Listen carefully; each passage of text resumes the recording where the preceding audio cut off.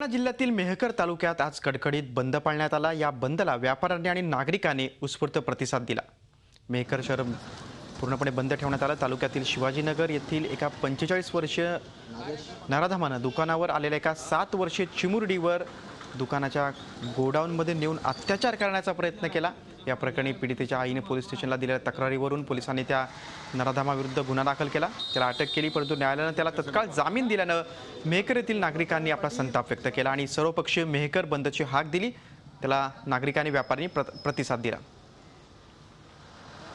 मेहकर शहरामध्ये 7 वर्षाच्या मुलीवर एक विकृत असलेल्या नराधमाने अत्याचार करण्याचा प्रयत्न केला।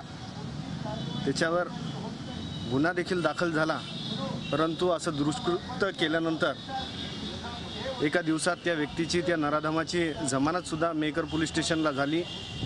या गोष्टीचा निषेध नोंदवण्यासाठी आज सर्वपक्षीय बंद मेहकर शहरामध्ये पुकारला गेला।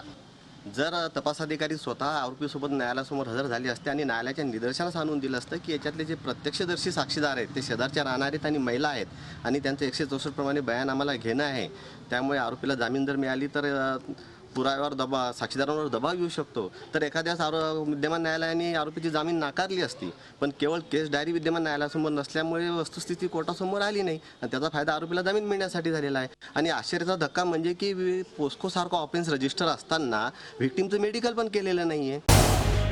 झी 24 तास रहा एक पाऊल पुढे।